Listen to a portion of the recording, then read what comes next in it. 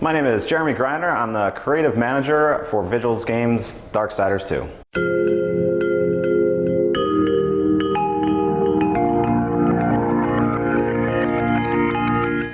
Today we're showing you the CrowFather level. It's the first level to our game. It introduces you to our protagonist, Death. It was War the first time around. We're going with Death. Let this go through, and also brings a little light into the fiction and why you're playing.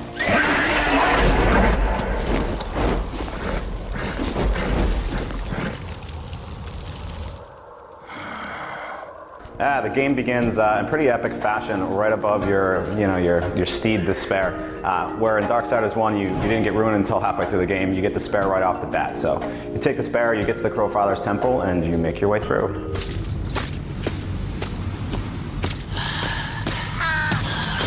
Voices, always voices, torment without end. Keeper of secrets, I need your help.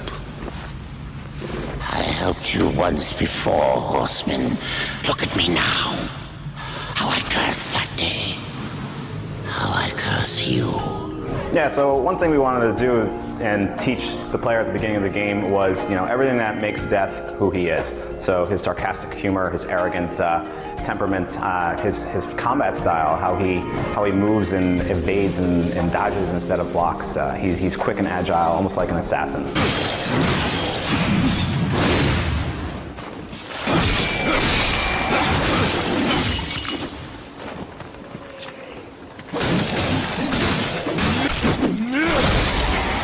Also his traversal methods. He can wall run, wall bounce, has all quick times of different traversal ways that are quite dissimilar to his brother War. Yeah, Death's story here is in Darksiders 2 is he's basically trying to right the wrongs that happened in Darksiders 1. His brother War, who he's fiercely loyal to, was falsely accused for starting the apocalypse prior to its intended time. So he's going out to right the wrongs and erase the deed itself. He wants to make sure the apocalypse never happened, so War can be undaunted. So when the game starts, Death's first character he'll meet will be the CrowFather. He guards all the secrets. The CrowFather knows pretty much everything that goes on in the world. So Death really asks him, tell me what really happened to War, and how can you help me? And the CrowFather doesn't like Death. He has no love for him as it is. They end up battling through the sequence, and the CrowFather loses that fight. I'd say there are definitely a lot of allusions to the original game as you play through. There's a 2D cutscene between each chapter, which really kind of ties the first and second games together, especially since the storylines occur during the same time.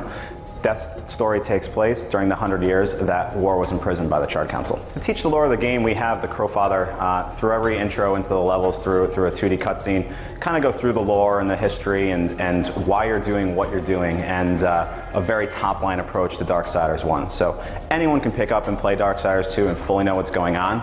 Those that know Darksiders 1 and have played through it will obviously have a bit more insight into what's actually going on and a bit more tidbits into the actual fiction. So there's 4 main zones in Darksiders 2 outside of the CrowFather level. You have the Maker's Realm and the Dead Plains, the Angel Realm and the Demon Realm, and each zone kind of introduces a new ability to you. So, every zone has a main dungeon, also side dungeons, and a vast overworld. So you traverse the overworld in order to get to the dungeons. You can play in a linear style, you can actually do a lot of side questing, go back to the critical path.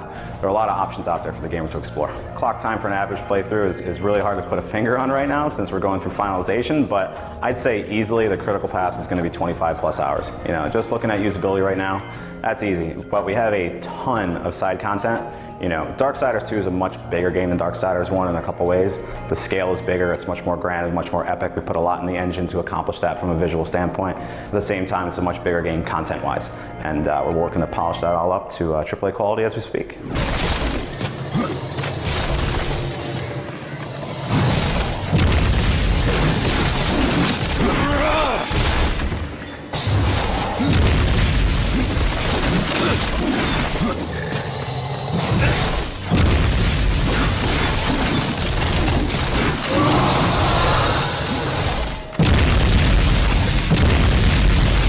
Yeah, a lot of the side quests in the game trigger through exploration. You explore and you can all of a sudden find a dungeon you didn't know existed. Or you interact with NPCs in the world and they give you a quest to do something. So there's all these different ways of getting side quests. It's really up to the gamer to decide, what do I want to do? The thing is, though, in the end, usually there's a great reward waiting at the end. Darksiders 2 will be out this August on Xbox 360, PlayStation 3, and PC.